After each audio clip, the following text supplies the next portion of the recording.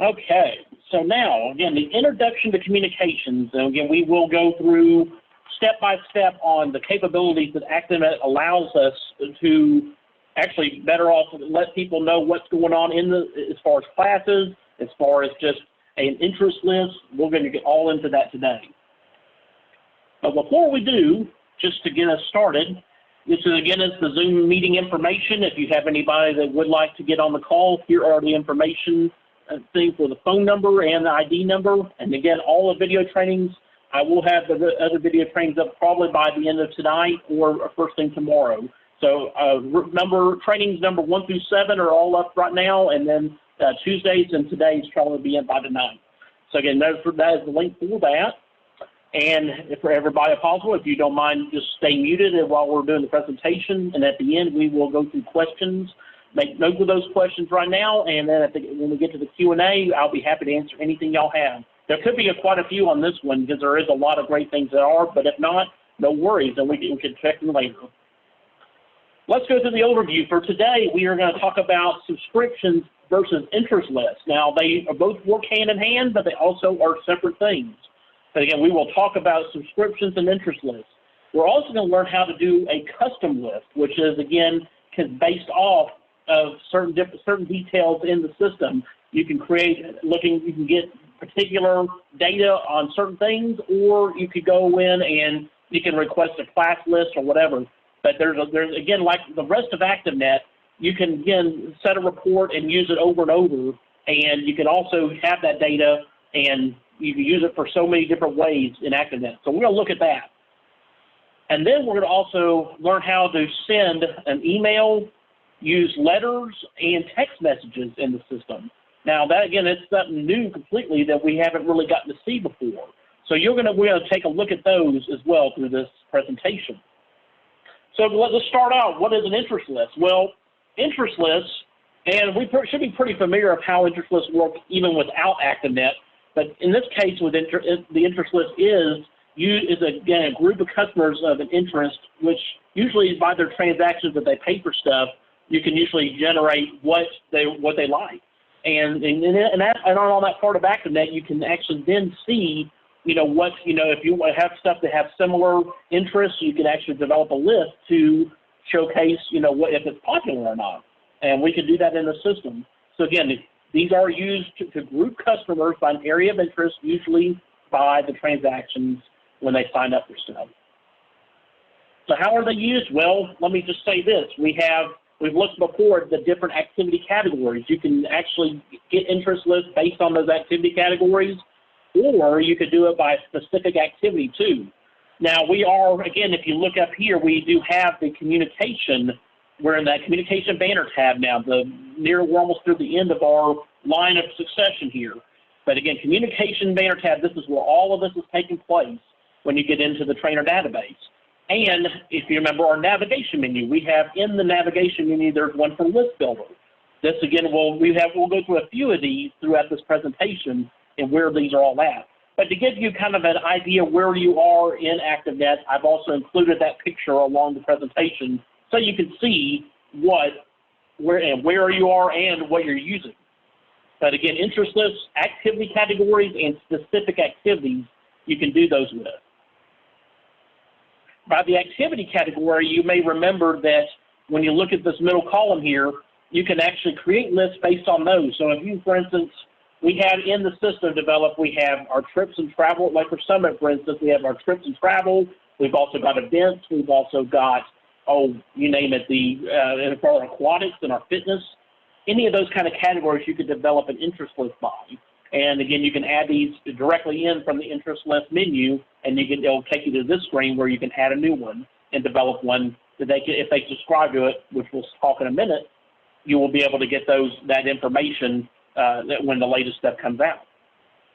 And then you can do it by specific activity. Now, if you remember back when we were looking at when we were in activity maintenance on Tuesday, we had a bunch of these different things where the actions, the financial information, the name and details. Well, another one in here is also where you can do an interest list, and you can actually add those in here as well. So you can do it by specific activity. And so if you have one for, say, for instance, like Tai Chi or something, and you wanted to get interest lists on maybe other types of Tai Chi, or if it was an aquatics program and different swimming type things, you can create interest lists based on those specific activities and see if there's a huge following. And you can also look back at those records to see how you've done in the past. But interest lists are very important based on the activity category or that specific activity. Now let's look at subscription lists. Now this is important because you can have, again, the customers have to opt in to what you know as a subscription. And in ActiveNET, when we were in the profile, when we were building up a membership, I'm sorry, let me back up. When we were building up a customer profile, like the wizard, when we were going through, you actually will have, there's a section where we had to add a cell phone number. That cell phone number, you have to actually opt in order to receive messages. So you have to get the approval of the person that's signing up to make sure they're okay with getting text messages, because this is where the subscription list comes in. And again, customers, again, when you're registering members in the system, you'll have to make sure that they opt in and give us a cell phone number in order for them to get messages on our programs. So you have to opt into these lists when you're registering. It's a very, very important thing to know. But when, again, the subscription list, again, that's where that will come into play when we're building up a profile in ActiveNET. And Jim, just to give you another visual, you look in here and you can see, oops, sorry about that, a little too far. And again, in the whole part of the process, again, you'll see the subscription list right in here. You can put in all your information, and then you can actually have a listing of all the different programs you have a subscription for, and you can check that off as you go getting them signed up for the inside ActiveNET. So those things will list. If you have them activated in the system, they're going to show up here on that whenever people register and get their profile set up in the system. So just wanted to show you a visual of how that looks whenever you go through. Now let's go through. Oops. Let's see if it'll. Oh, hold on. There we go. So now, again, we talk about subscription lists to kind of give you a bigger visual. Subscription lists are based on multiple interest lists, and they feed into the subscription list. So again, multiple interest lists can be a part of the subscription. So if you have a bunch of, say for instance, you have a lot of aquatic classes, and you have the aquatic category listed in all of those parts. If you subscribe to the aquatics activity, that could be actually a bunch of different interest lists that they'll get information on. But they have to be opted in, like we talked about. If they don't have that thing checked in the customer profile when they sign up, then they won't receive those updates, even though they may have signed up on an interest list. They may not be subscribed to it. So again, that's going to be a very important thing that when you're in ActiveNET, you have the subscriptions, and then you have the interest lists, and those interest lists are part of what you can make a subscription out of. And again, we will see more visuals as we go. But that's something to very much highlight that I wanted to reiterate, that you can have multiple interest lists inside a subscription. And we can get on, when we're looking at that menu, you'll see down here right below the interest list thing, there's a subscription list. So you can actually build those right there inside the communications section. Let's see. Okay, so now communications. Now customers again receive the contents of the subscription list they only opted into. Like I was talking again, you have to check mark those things inside the process when you're getting them signed up. If not, you can always go back and add it later. But if they haven't opted into it at the original time, they're not going to get those subscription updates to those different programs.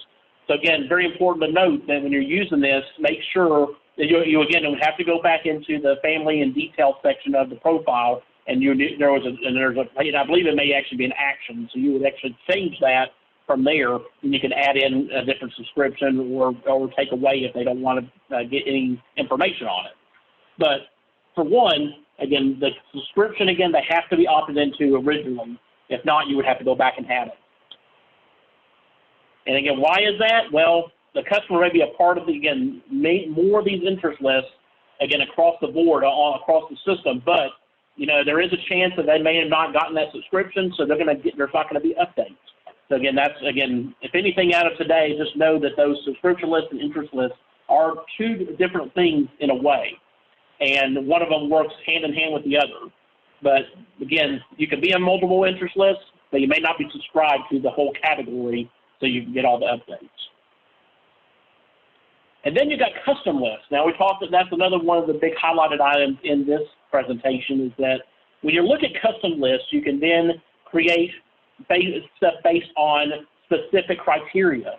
And to do that, again, in the list builder, you can go into the first menu choice where it says create custom list, and you can add a new one. And from here, in your custom list, you would be able to add the name of whatever you want it to be. In this case, we're actually using, we have a couple of different criteria that we're going to set up. And I believe in here that we're going to use an example as we wanted to create a list of those that were, for instance, the kids that were signed up for dance classes over the last 2 years. We could set up one for that. And just for example, we're going to go through that together here. And for that, we can then get in the customer list. We can then make sure that we don't have any emails. We can include no promotional emails as well as no promotional mail addresses as well. We could check those off in here so we don't have to have that come up. And again, those are some of the key things to make sure of when you're setting up your list.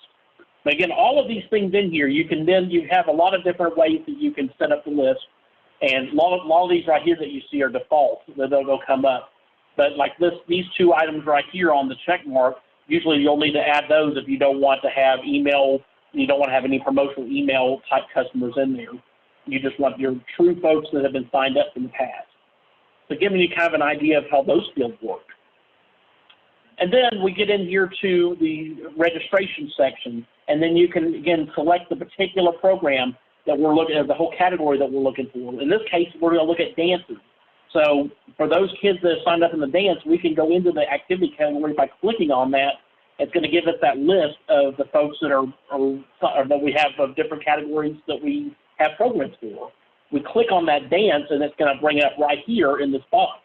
So now you basically have nailed down what category you're going to be using. And in this case, it's going to be dances. So that's how how you select a category specifically to what you want. And then at the end, after you get all the way through, you're going to hit generate. It's going to give you a full list of how all that will come about. Again, these custom lists are generated. They'll appear, throughout ActiveNET for your use. Again, you can save them. You can set different criteria for different lists. All of them are really, it's very, very flexible. Another example here, you could go in here and set up a custom list.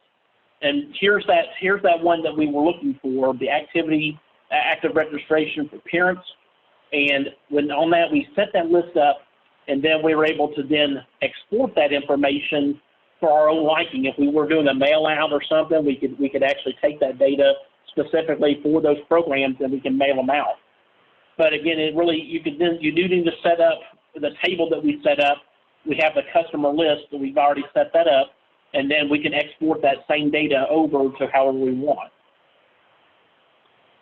But again, based on these listings, this is how you can export information out of ActiveNET.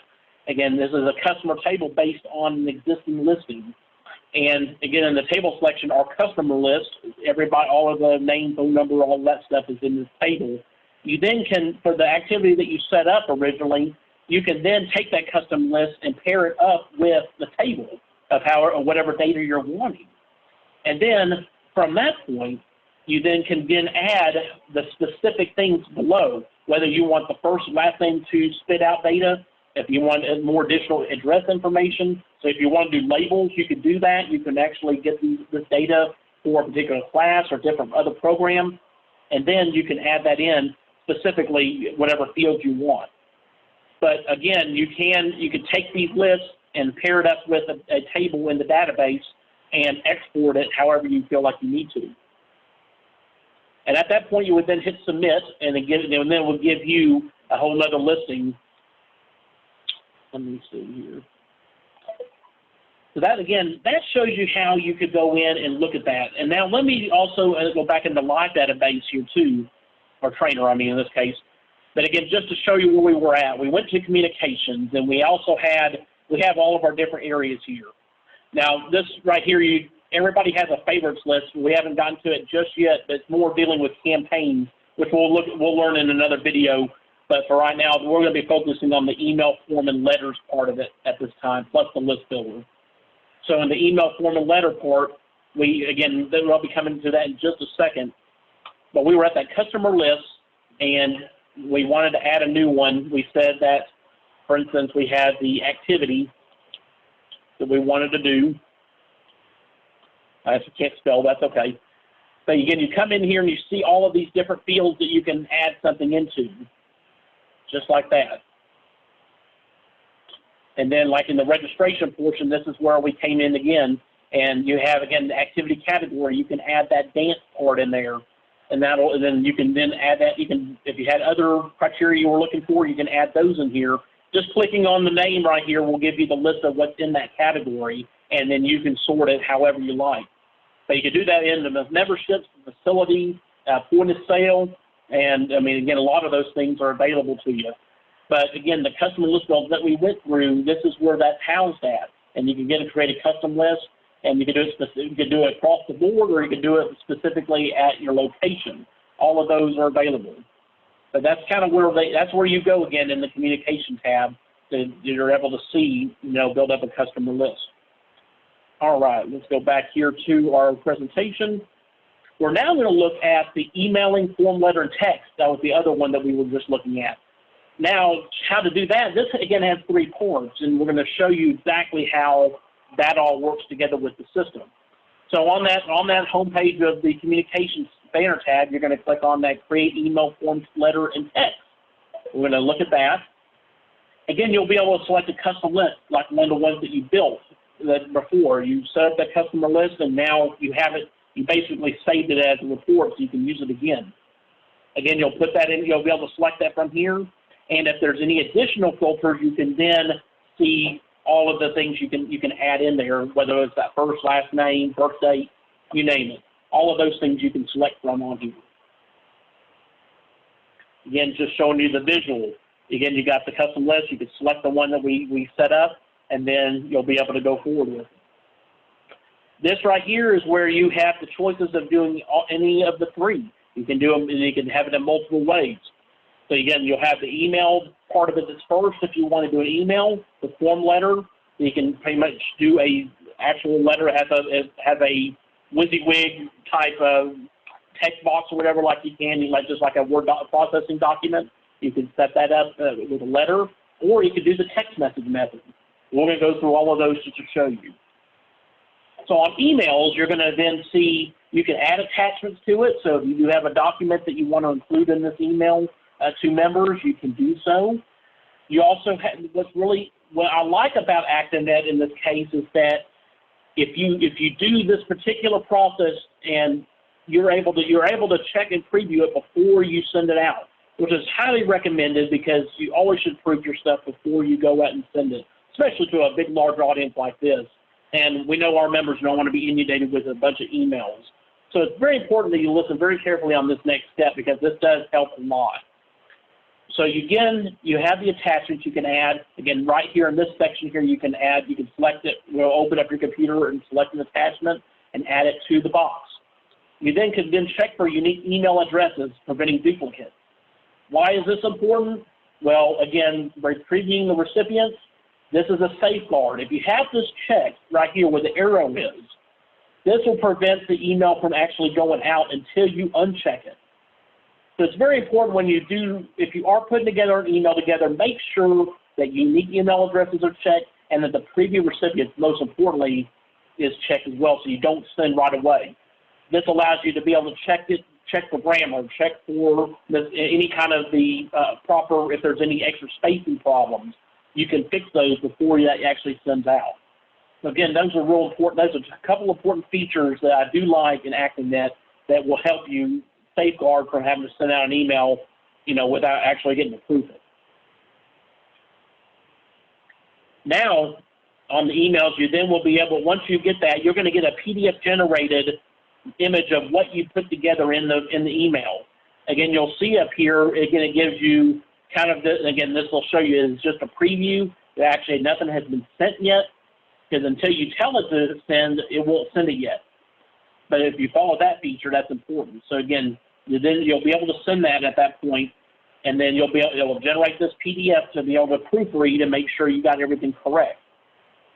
And then again, that's again to verify to make sure you got everything you want before you send out. And then it's going to show you the email addresses that you've put in here and basically confirming which ones you're sending out. If it's all correct and then you're able to return to the submission page, again, the list that we had before. And again, I stress again, when you talk about that preview recipients, that again, this is the time when if you have everything complete and you feel good about all that, then you can uncheck this. Because then at the next time you do hit it, then it's going to send. So again, for those that have a lot of information going out and to prevent multiple emails going to folks, this little button right here is a very important piece of the puzzle. So make sure when you do set things up that these, especially unique email addresses and your preview recipients before you send it, is checked. And then you're able to go back at the end and uncheck it when you're ready to go. And one other great thing too is that you'll also see down here at the bottom, send date and time. You can actually schedule these different updates to go out on a certain date and a certain time. Again, those are all available in here by the arrows. So when you're ready to send, you could schedule it at that time too, instead of sending it right away. So again, send date and time is also at the bottom. Now let's look at the letters. Now this is the second section that was right underneath email. And when you go to that form letter content, you can actually use merged fields. If anybody's done a mail merge before, very similar to this. You will see all in ActiveNET, they have preset merged fields that are already set up in the system. When you do this, you can put in the actual database fields, which will actually populate their name when this thing goes out. Very, very nice feature though. And again, we can put those. There's several different ways and several different data fields that you can use in these instances, and that's one of the great things that actually has that you can do in these form letters. And then you also have text messaging. Again, on the text messaging, you can go down to the last portion of it, which again is the text messaging content. And then again, this is a very important part again. When we talk about that opting in, when you had cell phone numbers on there, it's very important that they are opted in for text messaging, because they will not receive the stuff that they're not opted in. Very, very important. So when you do see that, make sure that the customers are actually opted in for their text messaging. So that again just gives you a thing to show you what is actually in here. But again, just to repeat though, the text messaging, make sure that they're opted in. And then on the letters, you have again, the send thing is going to be the final thing you do, but all of these are in between, so you could choose between any of them and then be able to send the message, just to show you again on the big thing. And again, you also want to make sure that preview recipient, especially with text messages, because that thing can go out really quick. These safeguards that they put in here are very nice to have, so it's very important to check that before so you can preview your message. If you by chance hit send, it will actually hold it it'll generate it and won't actually send it until you uncheck that. So a good rule of thumb, keep that in mind whenever you do work with the text messaging side, that for your safeguarding and for the professionalism of all of what we're doing, do check that beforehand and then review our message, and then if everything is correct, then uncheck it, and then you can send it. Again, on the emailing, form letter, and text, you can also add supplemental information too, which is really cool. But right below all of the form letter and text stuff, you'll actually have another area where you could schedule, if they by chance are enrolled in certain programs, you could actually include their schedules inside that. So if you wanted to run a date range, say what they're showing in here, March 22nd to 17, if you wanted to run like the next month of activities that they're enrolled in, they can be included in that message as well. So those are important things too that you can add in as well as into your actual message out to your members and customers. So that's also another great thing that's in there as well. Another thing that's also great is that you could, if you wanted to, for another nice little convenience thing, we also have the ability, like those merged fields, You can actually add account balances from the customer. If it's an individual, say for instance, just one person, that a person was just inquiring about if they had a balance on their account, well, you can do that. And if you have their email address, you can actually go into the communication tab, set up a message that you can include their balance. Once you have their name in the system, you can find their account balance for their family, and that'll be posted in the email for them. So you can just be able to look that up, and it'll populate when you send it out. Another nice little feature there. Again, it's really nice in ActiveNet. You can save these reports. You can reuse them over and over. You can update the fields however you see. So it's important. I wanted to show you that you can save these settings. All of them are really important. We've seen that button before. It's called Recall Schedule, and that's coming into play right here. And you will be able to do, when you do, at the end of any of these reports, you have this little section called Save Report Definition, where you can add the report name right in here. If you want it to be just for you, you can check this box right here.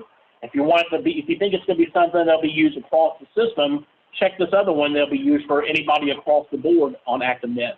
From any user in our Parks and Rec department can use that if you think it would be a very helpful report. But if it's just for you, you can just keep that checked off, and then you would just save it. So that, again, you can find those things right there inside the reports. There's that recall schedule. So again, at the top, when you do get to these create form letters and all, you can actually go back in and see the recall schedule report right in here. Again, for an example, we go back in here and we see this. We can click on that. There it is right up there. You could actually click on that recall schedule, and then you can pull up that save report that you just had. Instead of having to go through all of this again, you can actually refer back to one that you've done before.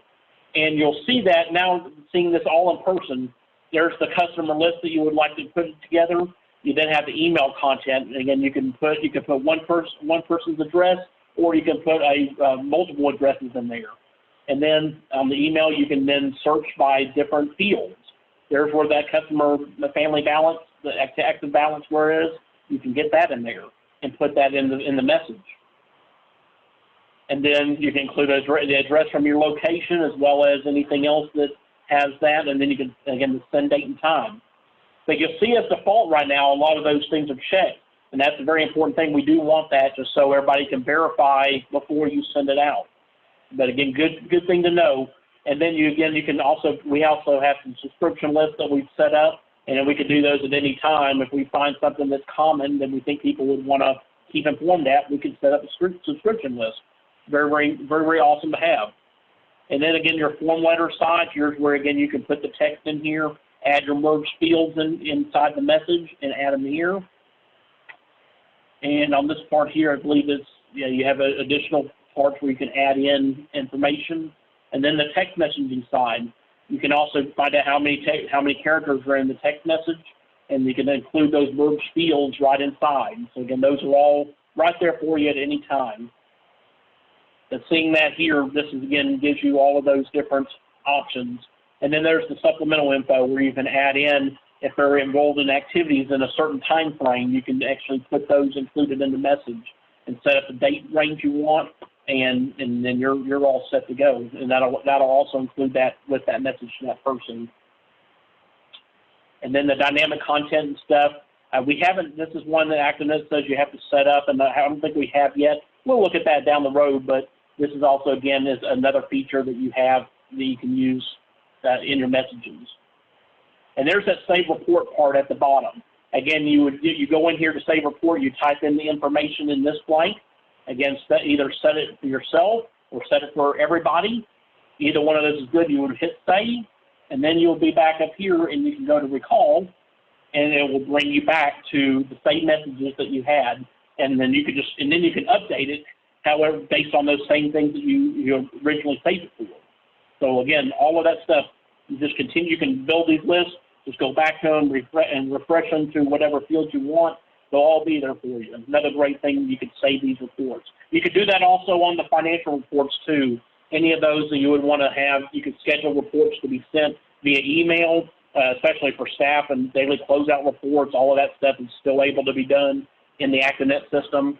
This is a very similar feature. You'll be able to schedule these things ahead of time And whether it's a weekly, daily, or monthly, you can do all of those inside ActiveNET. Very flexible. Wrapping up here, so again, we looked at subscriptions and we looked at interest lists. Remember, the interest list, again, based on what a customer has actually participated in multiple things, like based on transactions, you know, they have an interest on a certain topic, well, that can be constituted into an interest list. Subscription, again, can be multiple interest lists as part of that subscription. The customer, again, has to be opted in to a subscription in order to get the information. And again, you can be opting in when you sign up on ActiveNET in the customer profile. And you can do that again in the Actions tab, and you can update that record if they're not necessarily subscribed. But again, that's a difference. Subscriptions are based on multiple interest lists. They may not be necessarily all in the subscription, so it's just, again, they have to be opted in depending on how it's all set up. Then you can do the custom list, where you can then put in any kind of parameters for a particular program, list, whatever, and then you can set up that email or letter or text message in order for you to get that information out to those individuals or group of individuals. You can set up teams. You can set up in multiple groups, all of these kind of things. If you have an email address and an opt-in phone number for text messaging, all of that's available to you. And once we get data in there, you then can send it, and then that's where you can also send out cancellations for classes. You can, if you wanted to do a cancellation, you could set up, you go to the individual class and say, the class is canceled for this thing. You just have to pick up the activity, which part that is involved in. But again, you saw all the different types of ways that you can select a program or a category or whatever. That's all where you can select any of those throughout the time. But again, that's kind of the summary of what we went through today. Okay, we are at questions and comments, and again, we went through a lot today. Again, it's a whole different part of ActiveNet that we really haven't seen before, but now hopefully you feel a little bit more familiar with the capabilities of what ActiveNet has, because really all of them together, we can do a bunch of things that we haven't had before. And right now, just kind of learning of what the different tools are that they have, that part is important. And for that, we have wrapped up the presentation. I'll take any further questions.